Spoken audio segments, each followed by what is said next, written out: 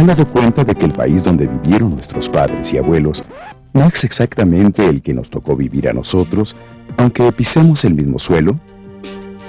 ¿Han observado cómo se transformó el lugar donde vivimos? Los transportes, los medios de producción y hasta cómo se viste la gente.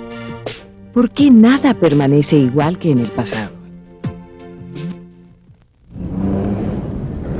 El cambio es el sello distintivo de la historia. No se puede permanecer ajeno al paso del tiempo, como si nada ocurriera. Las transformaciones históricas se producen tanto en lo político y lo económico, como en lo social y cultural. Pero, ¿todo cambio es siempre para bien? ¿Lo fue durante el Porfiriato?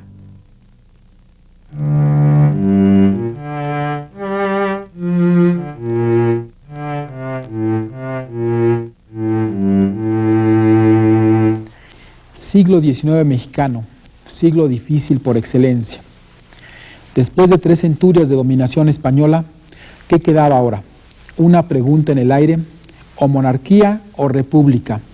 Esas eran las interrogantes que iban a resolver, o a tratar de hacerlo, guerras intestinas y dominaciones extranjeras. ¿Qué quedaba ahora? ¿Qué quedaba en el siglo XIX? El siglo más difícil en nuestra historia patria. Desde el inicio, con la proclamación de Agustín de Iturbide como emperador, se perfilaron 2 bandos antagónicos e irreconciliables. Los conservadores, que pugnaban por establecer un gobierno de tipo monárquico, y los liberales, que intentaban instaurar una república federal. Aprovechándose de esta situación caótica, 1847, Estados Unidos nos declaró una guerra a todas luces injusta, como consecuencia de la cual se anexó más de la mitad de nuestro territorio. Una vez pasado el golpe, los liberales trajeron a la presidencia de la República a don Benito Juárez. Con ello también proclamaron la Constitución de 1857, con lo que se le daba modernidad a la República. Mientras que los conservadores trajeron a un príncipe europeo, a Maximiliano, y con ello el águila austriaca suplantaba al águila mexicana. Derrotados los franceses y los conservadores, independientes de nuevo, Benito Juárez y los liberales consiguieron restaurar la República. En apariencia ya no habían obstáculos contra la paz, pero esta duró muy poco. Los intentos de reelegirse por parte de Benito Juárez y luego de Lerdo de Tejada provocaron que se reavivaran las pugnas, ahora entre facciones distintas del Partido Liberal. Finalmente, en 1876, una rebelión armada encabezada por el general Porfirio Díaz logró deponer al gobierno constitucional y tomar el poder, aunque pronto le dio un barniz legal convocando a elecciones.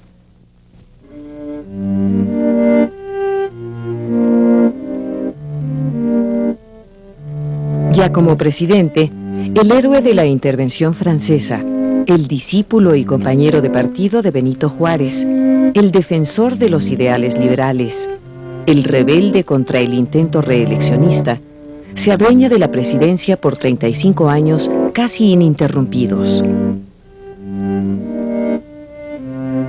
Esta etapa, conocida como el Porfiriato, marcó no solo la transición entre los siglos XIX y XX, sino una serie de cambios en todos los órdenes de la vida de México.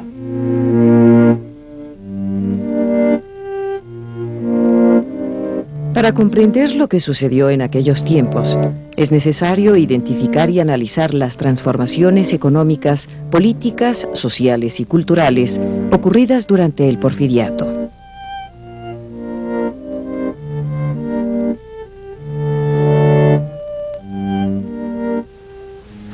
¿Cuáles fueron las causas de la permanencia de Díaz en el poder? Entre otras cosas, una política de construcción, una política aparentemente abierta, y sin embargo, cuando nos damos cuenta de qué fue la paz porfírica, lo único que establecemos es una política plena de represalias, una política antiindigenista, y en fin, una serie de elementos que fueron la tumba de este movimiento dictatorial. ¿Cuál fue la consecuencia de esto?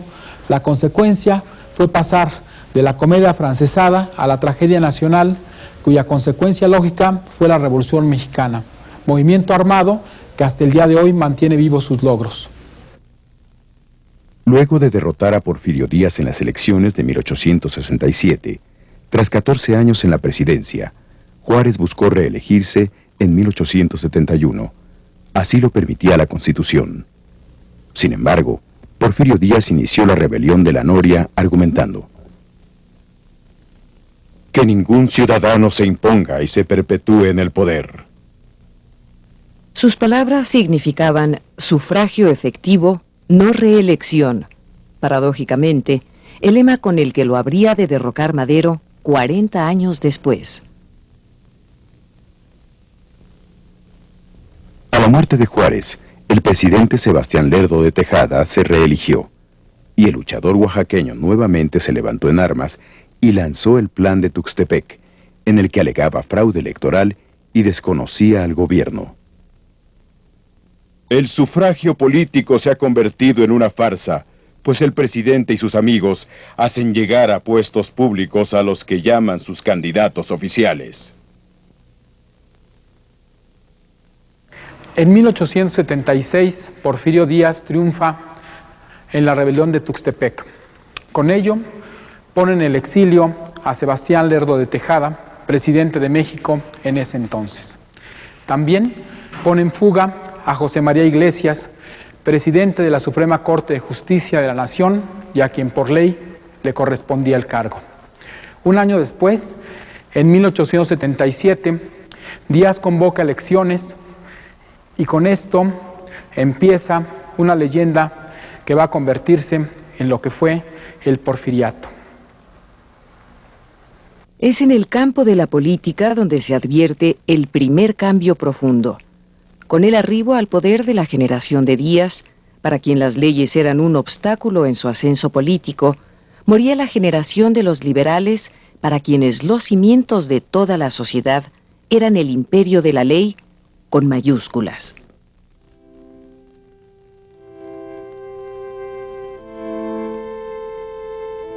Era el fin de una etapa de progreso político.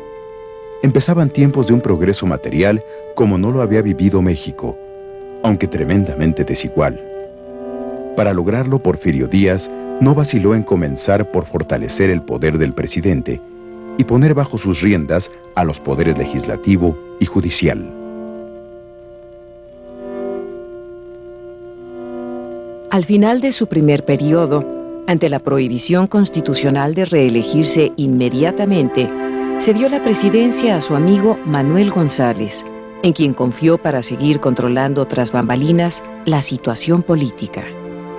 Durante su segundo periodo, Porfirio Díaz empieza una eficaz campaña para crear un culto a su personalidad e identificarla con los intereses de la nación. Modifica la Constitución para reelegirse de manera inmediata, instaurando el reino del orden y la paz que se prolongó hasta 1910. Complementó su severísima política con la represión o pacificación, lo mismo con bandidos que con opositores obreros o campesinos, prefiriendo matarlos en caliente que dejarlos crecer como oposición. Controló los gabinetes y gobernadores, haciendo del federalismo letra muerta. Dividió a sus partidarios y amigos. Acosó a la prensa y sedujo a los intelectuales con puestos de gobierno. Limó asperezas con la Iglesia. Equilibró la influencia de Estados Unidos con el acercamiento hacia Europa, bajo el lema: poca política, mucha administración. Porfirio Díaz encontró además un contexto internacional favorable. Durante los años de 1870, Europa descansaba de los ánimos bélicos y disfrutaba de su botín colonial. Estados Unidos enfocó su ánimo imperialista ya no hacia expandir sus territorios, sino a la penetración económica. Díaz se veía a sí mismo como un inmenso padre, severo mas no despótico, de un país de niños irresponsables. En estas circunstancias, la democracia era una ilusión.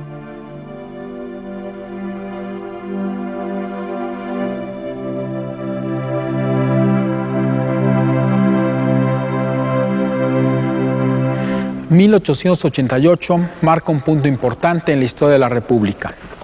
El progreso se traduce en tecnología que va a dar como consecuencia una serie de avances fundamentales, entre otros la electricidad, el cine, el ferrocarril que cruza el país, campos florecientes y una serie de elementos que van a dejar en silencio a sus opositores.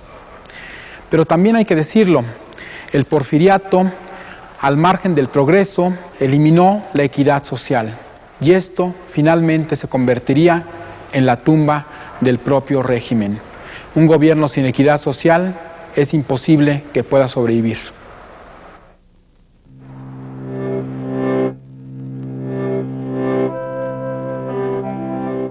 El avance más decisivo fue la integración física del país, impulsada por la red de ferrocarriles.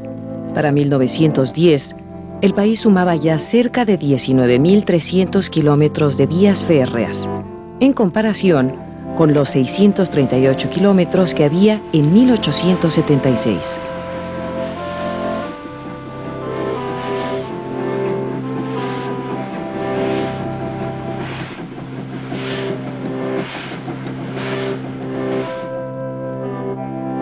También los telégrafos contribuyeron a la integración, pues pasaron de 9.000 kilómetros en 1877 a 70.000 en 1900, lo mismo que la red postal que abarcaba 90.000 kilómetros para 1910.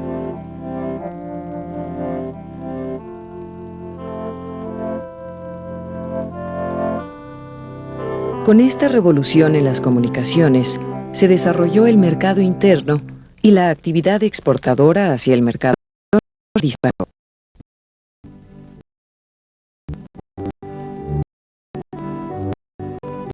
Mientras la población crecía un 2% anual, a partir de 1902, la agricultura avanzaba a un 4% sobre todos los productos de exportación, como enequén y café, y los productos para uso industrial como algodón, tabaco y azúcar.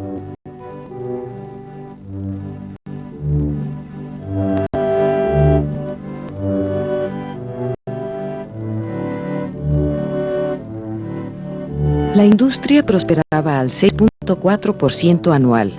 En 1903 nació la industria acerera. Se multiplicaron las fábricas de toda índole y comenzó la explotación petrolera.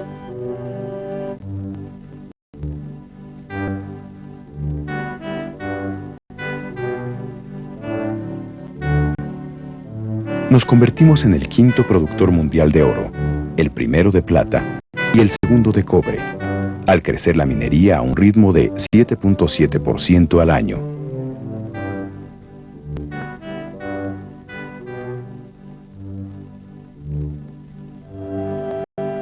En lo que podría considerarse los lejanos orígenes de la globalización, México aumentó sus exportaciones en 6%, más que el 5% de las importaciones, y cada vez se exportaba más productos manufacturados.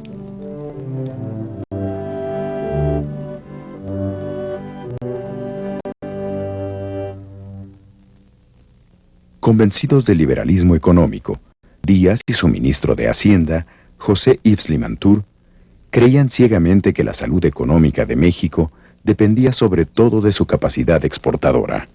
Por ello, también se hicieron grandes obras en Veracruz, Tampico, Manzanillo y otros puertos de importancia. Respecto a las finanzas públicas, fue uno de los mayores orgullos del porfiriato con una gran salud financiera. El crédito de México en el extranjero se hizo envidiable.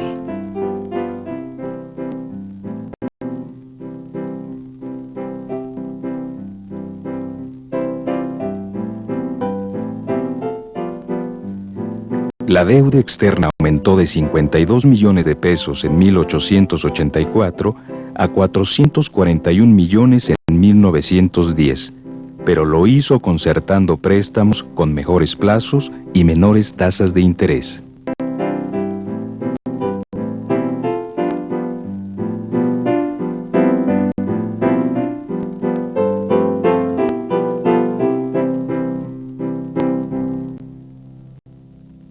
Al iniciarse el porfiriato, 55 años de vida independiente, pues marcan hechos fundamentales. entre otras cosas, la mitad del territorio nacional perdido, 2 emperadores, uno de ellos Agustín de Iturbide y otro Maximiliano de Habsburgo, así como un par de invasiones extranjeras, una a manos de los norteamericanos y otra a cargo de Francia.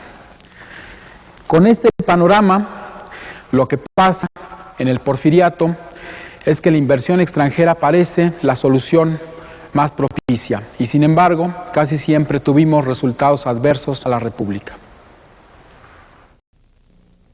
Ante el clima político y económico favorable que existía, llegaron empresas monopólicas de Estados Unidos, Inglaterra y Francia sobre todo. Fueron estas grandes inversiones las que provocaron la expansión de la economía mexicana.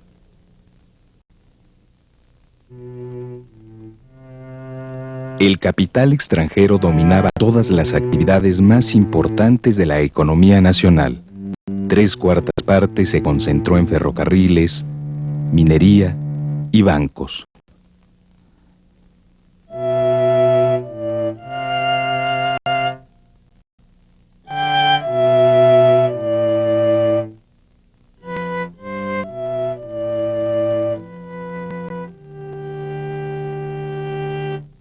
Esto revela el poco impulso a la actividad industrial y agrícola. Además, el capital extranjero tenía el control de 130 de las 170 empresas más importantes del país, en ramas como el petróleo, la minería, la agricultura, la industria, la electricidad, los bancos y los ferrocarriles, es decir, las más importantes de la economía. En conjunto, la inversión extranjera representaba en 1910 las 2/3 partes de la inversión total. Aunque hay quienes dicen que una situación de este tipo no subordina a un país a las decisiones del exterior, muchos otros sostienen que por lo menos es innegable que los capitales externos tienen una influencia considerable.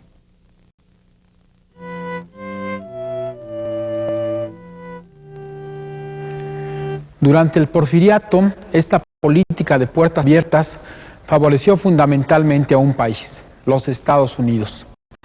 Ellos supieron aprovechar todas las concesiones que brindaba el régimen para poder hacer de las suyas en muchos terrenos de la economía nacional. Pero también hay que decirlo, capitales europeos de Francia, Inglaterra, Alemania, llegaron a México, aunque sin las posibilidades que brindaban los capitales de los Estados Unidos. Intentaba aumentar la participación nacional del Estado y los países europeos para contrarrestar la influencia de Estados Unidos. Sin embargo, las inversiones provenientes de ese país superaban a las europeas, quizá por la cercanía y el auge económico de nuestro vecino del norte.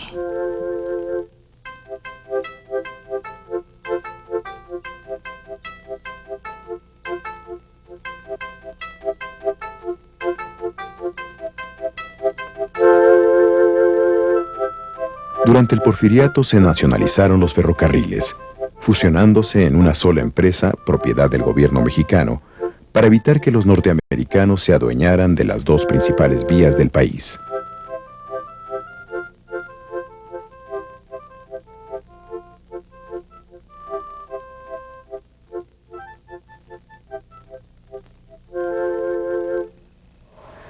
Durante el Porfiriato, la República se convierte en un enorme pastel. Y de este pastel, los empresarios mexicanos simplemente gozarían de las migajas o con ser prestanombres de los grandes capitales. Esto creaba una serie de factores de incomodidad al interior de la República. El Estado benefactor apenas si se notaba. Escuelas, hospitales, calles, alumbrado público y demás no se veían favorecidos por el régimen porfirista, ya que todo se iba en la infraestructura para las grandes empresas.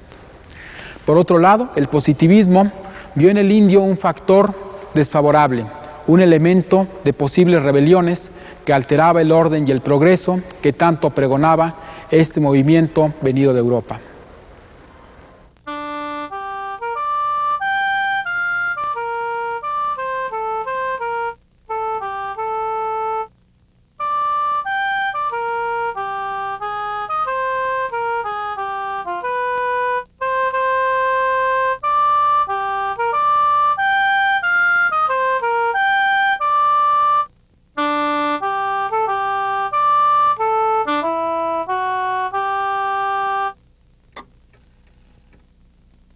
En las ciudades, en un país donde vivían 15 millones de habitantes, los contados empresarios se codeaban con los funcionarios científicos y con los 830 hacendados que habían.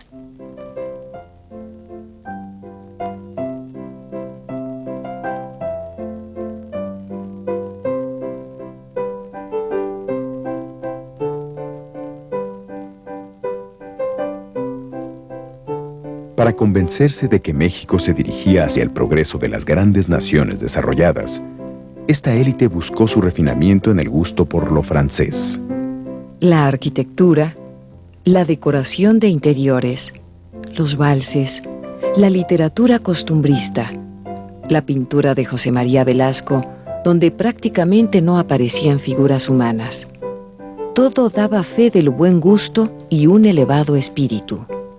Para la élite porfiriana, dentro de sus viejas casonas del centro o sus palacetes afrancesados, como los de las colonias Roma, Juárez o Santa María, enfundados en levitas traídas de Londres o de vestidos de encajes traídos de París, el México profundo parecía casi una decoración folclórica para turistas. Una clase media de apenas 500,000 personas pujaba por subirse al vagón del progreso, preocupada por la falta de oportunidades políticas y por elevar su nivel de consumo. Muy abajo, viviendo en barrios miserables a los que ni siquiera rozaba el progreso, una clase obrera integrada por 1 millón de trabajadores soportaba toda la pirámide social. Y en el campo, asiento de nuestra nacionalidad profunda, fue donde los mexicanos más humildes vivieron los peores abusos. El despojo de sus tierras ejidales y comunales, la explotación casi esclavista en las haciendas, las deudas impagables contraídas en las llamadas tiendas de raya.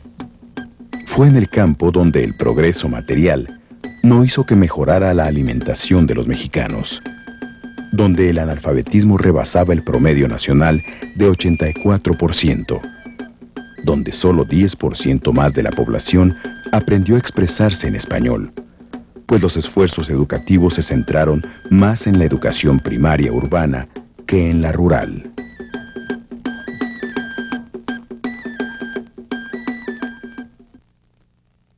Hacer un análisis del porfiriato es encontrar las causas y las consecuencias de 35 años de permanencia de Díaz en el poder. En lo político, en lo económico, en lo social, la dictadura porfiriana marcha en claroscuro. La parte clara es deslumbrante. El progreso llena las arcas del país con capitales extranjeros. En la parte del orden, las ciudades viven en una calma aparente. Y la paz porfírica es legendaria. Cualquier movimiento se le sofoca a la menor provocación. En la parte oscura, el porfiriato realmente lo es. La inequidad es un hecho ineludible. Por otra parte, el orden, la paz y el progreso son meras artimañas del poder. Un poder que se prolongó por 35 años y que debe ser una lección histórica irrepetible.